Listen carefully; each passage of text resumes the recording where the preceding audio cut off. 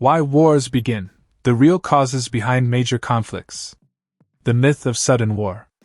Wars often appear to begin with a single dramatic moment. An assassination in Sarajevo. An invasion across a border. A declaration broadcast to the world. But wars do not truly begin in a single day. The outbreak of World War I is often linked to the assassination of Archduke Franz Ferdinand. Yet Europe had been building toward conflict for decades. The Peloponnesian War did not begin simply because one city-state felt insulted. It emerged from years of fear, rivalry, and shifting power. The same pattern appears again and again across history. This video explores the structural forces that cause wars to begin. Economic pressures. Alliance systems. Strategic miscalculations. And the dangerous way conflicts escalate. By the end, you will understand why wars are rarely accidents, and almost never caused by just one event. Economic pressures. Competition for resources. Throughout history, economic tension has been one of the most consistent drivers of conflict. States require land, raw materials, trade routes, labor, access to markets. When access to these becomes threatened, tension rises. In the late 19th and early 20th centuries, industrial powers competed fiercely for overseas colonies. Control over Africa and Asia was not just about prestige, it meant rubber, oil, minerals, and new markets. Economic competition intensified rivalries between European powers prior to World War I. Similarly, Japan's expansion in the 1930s was driven heavily by its lack of natural resources. Oil, iron, and coal were limited within its home islands. Expansion into East Asia was viewed by Japanese leaders as a strategic necessity.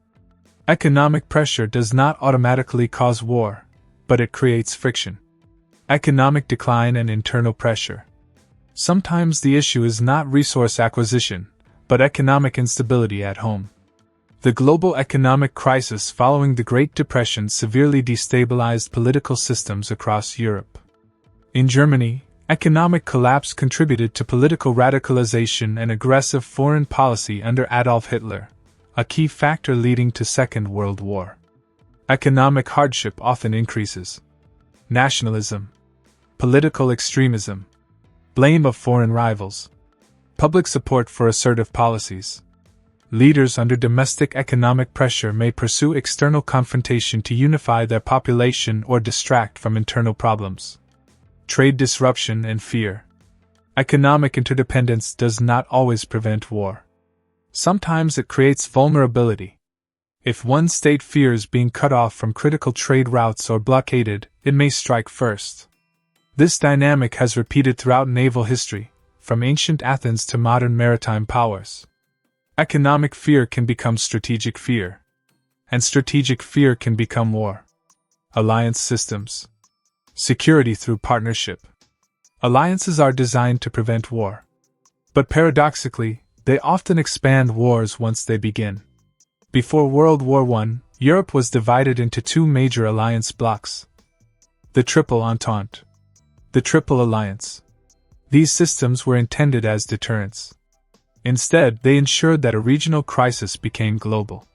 When Austria-Hungary moved against Serbia, Russia mobilized. Germany responded. France entered. Britain followed. What might have remained a Balkan War became a world war. The security dilemma. One of the most powerful structural causes of war is known as the security dilemma. When one state increases its military power to feel safer, neighboring states feel less safe. They respond by increasing their own military power. This creates a spiral. Before 1914, Germany and Britain engaged in a naval arms race. Each side believed it was acting defensively. Yet each increase in battleships made the other side more suspicious. The same dynamic shaped much of the Cold War. The United States and the Soviet Union both expanded nuclear arsenals in the name of deterrence. The result was decades of extreme tension. The security dilemma shows that even defensive intentions can produce offensive outcomes. Alliance rigidity. Alliance commitments can remove flexibility from diplomacy. If leaders believe they must support allies regardless of circumstance, they may feel compelled to escalate even when they prefer restraint. Rigid alliance systems reduce room for compromise. And once mobilization begins, political leaders often lose control of events. Miscalculations. Wars frequently begin not because leaders want long, destructive conflicts, but because they miscalculate. Overconfidence. Many wars begin with the belief that victory will be quick and decisive. In 1914, European leaders widely believed the war would end within months. In 1941, Nazi Germany assumed the Soviet Union would collapse rapidly. These assumptions proved catastrophically wrong. Overconfidence lowers the perceived cost of war, making risky decisions seem acceptable. Underestimating the opponent. States often misjudge. Enemy capability. Enemy resolve. International reaction. Japan's decision to attack Pearl Harbor in 1941 was based partly on the belief that the United States would negotiate after a decisive blow. Instead, it led to full-scale American mobilization in the Pacific. Miscalculations transformed strategic gambles into prolonged wars. Faulty intelligence. Leaders act on the information they have, and sometimes that information is incomplete or incorrect. Historical records repeatedly show that intelligence failures contribute to escalation. Decision-makers rarely operate with perfect clarity. And uncertainty breeds dangerous assumptions. How wars escalate. Even when leaders do not seek total war, escalation mechanisms can take control. Mobilization timetables. In the early 20th century, military mobilization plans were rigid and time-sensitive. Once begun, they were difficult to halt. During the July crisis of 1914, mobilization schedules pressured leaders into rapid decisions. Delays were seen as strategic weakness. Military planning constrained diplomacy. Retaliation cycles. Small actions often trigger retaliation. Retaliation triggers counter-retaliation. Escalation becomes automatic. In the Peloponnesian War, tensions between Athens and Sparta gradually intensified through proxy conflicts, trade restrictions, and shifting alliances before open war began. Thucydides famously argued that the deeper cause of the Peloponnesian War was Spartan fear of Athenian growth. Fear, not a single incident, drove escalation. Domestic political pressure. Leaders must consider public opinion, military leadership, and political rivals. Backing down during a crisis can appear weak. Escalation can become politically easier than compromise.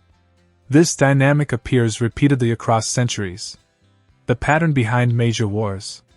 When we look at major conflicts, from ancient Greece to the 20th century, patterns emerge. Wars rarely begin because of one speech, one insult, one assassination. They begin because structural pressures build over time. Economic competition creates friction. Alliance systems reduce flexibility. Security dilemmas generate fear. Leaders miscalculate. Escalation mechanisms remove control. Then a spark ignites the system. The spark matters. But the structure determines whether that spark causes a contained crisis or a global war. Understanding these structural causes helps us interpret history more accurately. It reminds us that wars are not random explosions of anger. They are usually the result of long-term dynamics interacting with short-term triggers. If you study any major conflict, ancient or modern, ask these questions. What economic pressures existed? What alliances shaped decision-making? What fears drove military buildup? Where did leaders miscalculate? How did escalation take control? History becomes clearer when we examine systems, not just events. This is the foundation for understanding every war we will explore on this channel. If you found this analysis valuable, consider subscribing to Recorded Conflicts for more structured, evidence-based war history. Because to understand how wars are fought, we first need to understand why they begin.